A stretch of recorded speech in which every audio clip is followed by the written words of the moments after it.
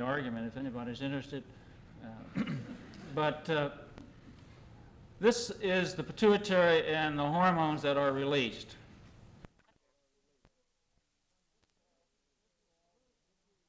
First of all, if you remove the hormones, notice what happens to oxygen consumption, and particularly two tissues that are in the more active and it clearly would be more metabolically viable, namely liver and muscle. These connective tissues didn't show much change. But if we remove the influence of hormones, we're clearly reducing the metabolic potential of a cell. And again, the issue refocuses. If we are aging, to what extent are the changes that we see in metabolic potential due to hormones and the absence of those hormones?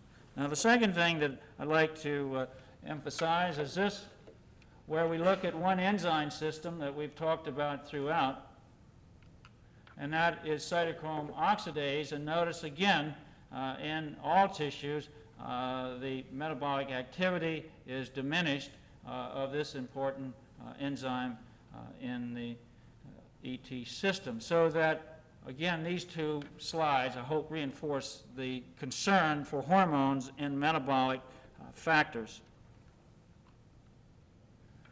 Well, I want to show this slide to indicate that truly one important hormone that's concerned with oxygen consumption and oxygen utilization is thyroxine, T4, and this is a slide indicating that the degradation of thyroxine or iodine is being obviously being modified by the aging process. Now, this is an interesting finding because if you look at Irvine studies, who has investigated rats, dogs, horses, and man, clearly thyroxine function does change with exercise. Not only is T3 and T4 seem to be elevated during exercise, but the turnover of T3 and T4 seems to be clearly modified by the exercise and training program.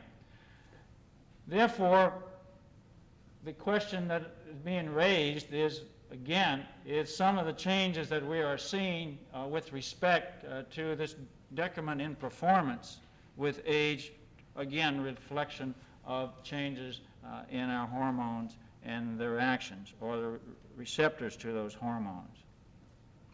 And actually, this university has done quite, with the work of the late Griffin, has done a considerable amount of work in this area and clearly is in a position to do much more. I assume they are, and I'd be disappointed if they don't continue along some of the lines that he started. But here, again, this is a work of Sutton's demonstrating, first of all, the growth hormone is increasing, cortisol is increasing, we see androgens going up likewise with this has happened to be, I think, around 60% of max. Surprisingly, we didn't see any change in luteinizing hormone, although others have. But the point, again, is that exercise is a stimulus for hormonal release. Where and how is it modified by exercise and aging process? And here we're looking at steroids, males versus females, the removal of dose. This happens to be old people versus young people, and clearly we see the removal time being altered after a standardized dose, reflecting age component here. I'd like to close with an aspect that pertains to sports medicine, maybe focuses on much of what I've said, and that concerns an aspect concerning connective tissue and connective tissue changing. This is a ligament with the fibroblasts that you see here, sparsely located. The next slide indicates what happens to fibroblasts after an injury, surgical injury. Notice the tremendous proliferation of fibroblasts. Notice the formation of blood vessels and a whole myriad of organization. This is going to be formation of collagen, and clearly there's a transition that is occurring. The next slide indicates the process by which, after repair, we have collagen mitosis and migrating of cells, and ultimately we end up with a repaired and recovered wound. But how is wound healing modified by age? I've been interested in the role of exercise, and clearly exercise does seem to enhance the process.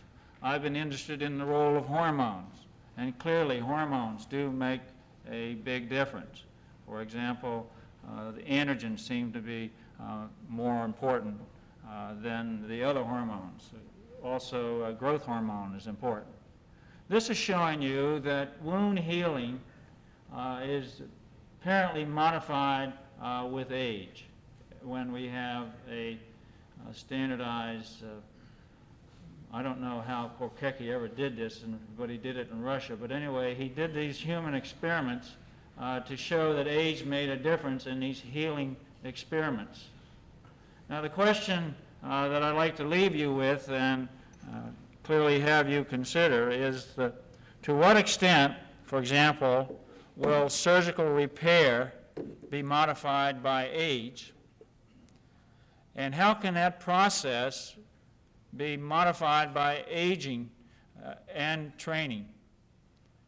And can we enhance the process by hormones and exercise to where we can shift this curve? Are we endowed to remain the way our cells age, and even though we exercise and even though we may increase hormones, will we be able to shift the curve in this one aspect of sports medicine? We've talked about metabolism and alluded only to muscle, because that's probably the interest to most of you. But we have an important muscle to talk about tomorrow, cardiac muscle. We'll probably emphasize skeletal muscle. Well, this tissue, connective tissue, is equally important in the area of sports medicine, clearly involved with the whole ramifications of nutrition, metabolism, and hormones, and exercise. I'd like to tell you I know the answers. I don't. I'd like to believe that 10 years from now we will know the answers. And I will hope that many of you, in one way, shape, or form, will enable us in the next 10 years to get the answers to the issues that we can't resolve. I can't give you equal time, but thank you for your attention.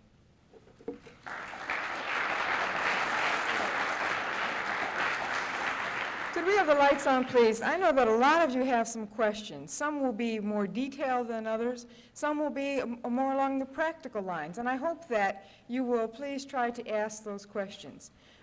Maybe we could start out with, well, you may be asking, what does some of this mean to me? If I'm getting older, and for example, Dr. Skinner started out by saying that deterioration does occur with aging. He said that the rate of aging is the same in the trained person and in the untrained person. You know, the slopes of the lines were the same. But he also said that training increased our ability to adapt to the physiological stress of exercise. So what would you say, Dr. Skinner? I'm going to start with this one, and some of you can jump in on it. What would you say to the older person who says, well, if I'm going to deteriorate anyway, why should I do this exercise?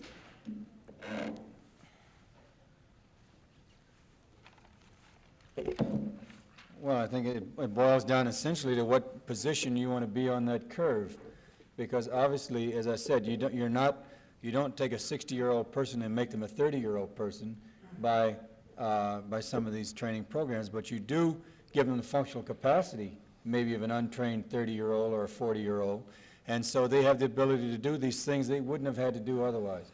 So it's really, I think you're changing your position rather than the rate of aging, and that's really quite an important thing. I mentioned that the older person is less trainable, and that maybe at age 70, at least in terms of maximal capacity, there was no change. I would not want to leave the impression that you can't make a lot of other changes which are just as important, because obviously there aren't too many 75-year-olds who are interested in doing maximal exercise.